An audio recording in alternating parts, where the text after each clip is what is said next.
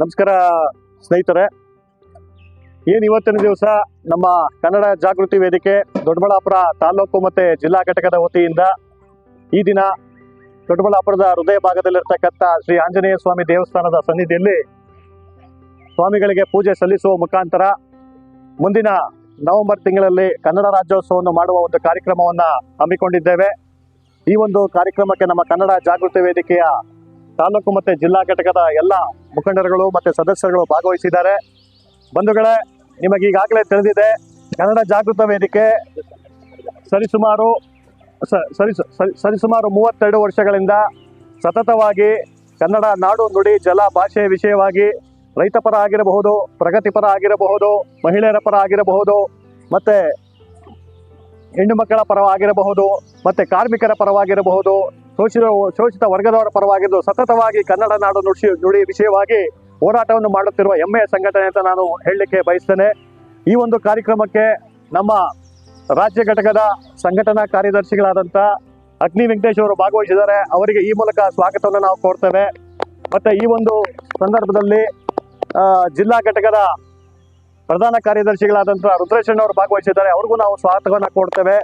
ಹಾಗೂ ಮತ್ತು ಜಿಲ್ಲಾ ಘಟಕದ ಸಂಘಟನಾ ಕಾರ್ಯದರ್ಶಿಗಳಾದಂಥ ಸುಧಾಕರ್ ಅವರು ಭಾಗವಹಿಸಿದ್ದಾರೆ. ಅವ್ರಿಗೂ ಸಹ ನಾವು ಸ್ವಾಗತವನ್ನು ಕೊಡ್ತೇವೆ.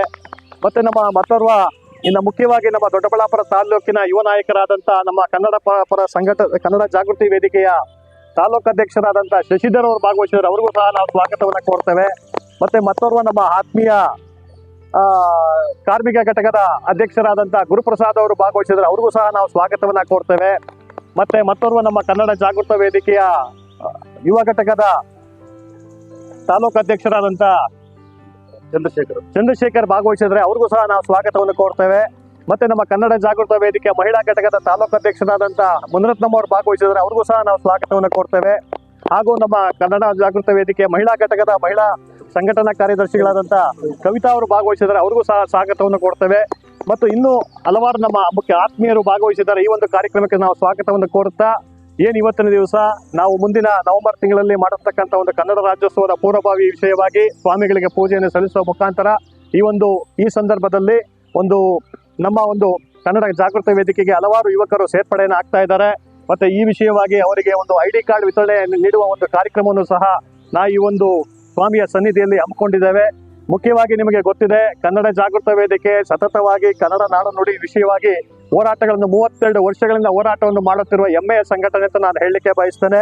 ಮತ್ತು ಮುಖ್ಯವಾಗಿ ಮುಂದಿನ ದಿನಗಳಲ್ಲಿ ನೀವು ಈಗಾಗಲೇ ನೋಡ್ತಾ ಇದ್ದೀರಾ, ತಾಲೂಕು ಮಟ್ಟ ಆಗಿರಬಹುದು, ಜಿಲ್ಲಾ ಮಟ್ಟ ಆಗಿರಬಹುದು, ಮತ್ತು ರಾಜ್ಯ ಮಟ್ಟದ ಹೋರಾಟಗಳಲ್ಲಿ ಕನ್ನಡ ಜಾಗೃತ ವೇದಿಕೆ ಸಕ್ರಿಯವಾಗಿ ಹೋರಾಟಗಳನ್ನು ಮಾಡುತ್ತಿರುವ ಹೆಮ್ಮೆಯ ಸಂಘಟನೆ ಅಂತ ನಾನು ಮತ್ತೊಮ್ಮೆ ಹೇಳುತ್ತಾ, ಈಗಾಗಲೇ ನೋಡ್ರಿ ಇವತ್ತಿನ ಸಂದರ್ಭಗಳಲ್ಲಿ ನಮ್ಮ ದೊಡ್ಡಬಳ್ಳಾಪುರಕ್ಕೆ ಬೆಂಗಳೂರು ಗ್ರಾಮಾಂತರ ಜಿಲ್ಲೆಯಲ್ಲಿ ನಮ್ಮ ತಾಲೂಕಿಗೆ ಆದಷ್ಟು ಅನ್ಯಾಯ ಯಾವ ತಾಲೂಕಿಗೂ ಇಲ್ಲ ಅಂತ ನಾನು ಹೆಮ್ಮೆಯಿಂದ ಒಂದು ಬೇಸರದಿಂದ ಹೇಳ್ತೇನೆ. ಬಂಧುಗಳೇ, ಮುಖ್ಯವಾಗಿ ನಿಮ್ಗೆ ಈಗಾಗಲೇ ತಿಳಿದಿದೆ, ಕನ್ನಡ ಪರ ಸಂಘಟನೆಗೆ ಹೆಸರುವಾಸಿ ಅಂದರೆ ನಮ್ಮ ಕನ್ನಡ ಪರ ಸಂಘಟನೆಗಳಿಗೆ ಹೆಸರುವಾಗಿ ಇರ್ತಕ್ಕಂಥ ನಮ್ಮ ದೊಡ್ಡಬಳ್ಳಾಪುರದಲ್ಲಿ ಈಗಾಗಲೇ ನೀವು ನೋಡ್ತಾ ಇದ್ದೀರಾ, ಒಂದು ಜಿಲ್ಲಾಸ್ಪತ್ರೆ ವಿಷಯವಾಗಿ ಹಲವಾರು ಸಂಘಟನೆಗಳು ಹೋರಾಟಗಳನ್ನು ಮಾಡ್ತಾ ಇದ್ದಾರೆ. ನಾವು ಸಹ ಹೋರಾಟವನ್ನು ಮುಂದಿನ ದಿನಗಳಲ್ಲಿ ನಾವು ಸಹ ಜಿಲ್ಲಾಸ್ಪತ್ರೆಯ ವಿಷಯ ಆಗಿರಬಹುದು, ಮತ್ತು ESI ಆಸ್ಪತ್ರೆಯ ವಿಷಯ ಆಗಿರಬಹುದು, ಮತ್ತು ಈಗಾಗಲೇ ನೀವು ನೋಡ್ತಾ ಇದ್ದೀರಾ ಈ ಒಂದು ವಲಸಿಗರ ಹಾವಳಿ ತುಂಬಾ ಜಾಸ್ತಿ ಆಗ್ತಾ ಇದೆ ದೊಡ್ಡಬಳ್ಳಾಪುರದಲ್ಲಿ ಅಂತಲ್ಲ, ಇಡೀ ಬೆಂಗಳೂರು ಗ್ರಾಮಾಂತರ ಜಿಲ್ಲೆನಲ್ಲಿ ಎಲ್ಲ ಕಡೆ ಈ ನಾರ್ತ್ ಕಡೆಯಿಂದ ಸುಮಾರು ಈ ನಾರ್ತ್ ಇಂಡಿಯಾ ಕಡೆಯವರೆಲ್ಲ ತುಂಬಾ ಈ ಹಿಂದಿ ವಾರಗಳು ಜಾಸ್ತಿ ಬರ್ತಾ ಇದ್ದಾರೆ. ಇದಕ್ಕೆಲ್ಲ ಮೊನ್ನೆನೂ ಸಹ ನಮ್ಮ ಸ್ಟೇಷನ್ ಅಲ್ಲಿ ಒಂದು ಸಭೆಯನ್ನ ಕರೆದಿದ್ರು. ಮತ್ತೆ ಇನ್ನೊಂದು ಮೊನ್ನೆ ಒಂದು ವಿಷಯವನ್ನು ನೋಡಿದ್ವಿ, ದೊಡ್ಡಬಳ್ಳಾಪುರದಲ್ಲಿ ಬಾಂಗ್ಲಾದೇಶಿಯರ ಒಂದು ಹಾವಳಿ ಸಹ ಆಗಿದೆ ಅಂತ ವಿಷಯ ಕೇಳ್ಪಟ್ವಿ.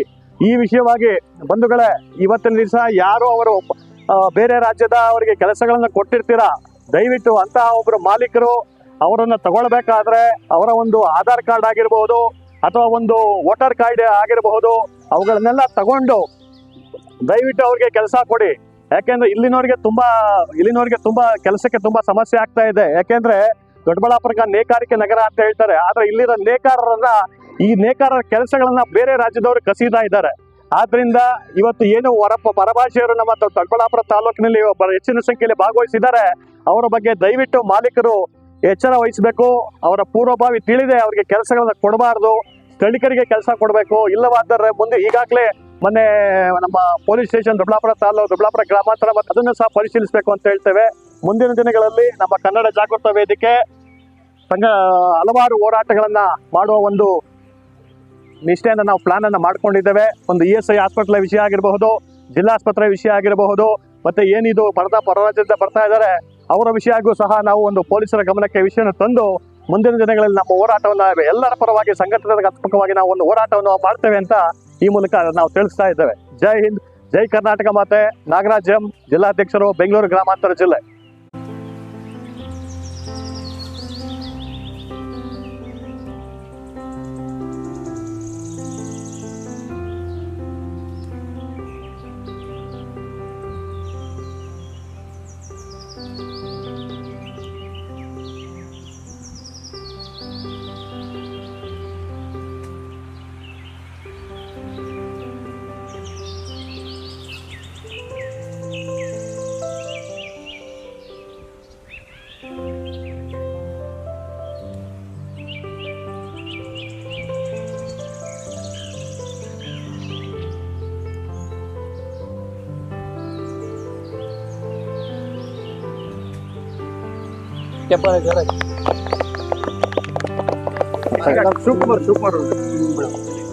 ತಗೊಳಪ್ಪ, ಇವನ್ನ ನಮ್ಮ ತಾಲೂಕು ಅಧ್ಯಕ್ಷರು.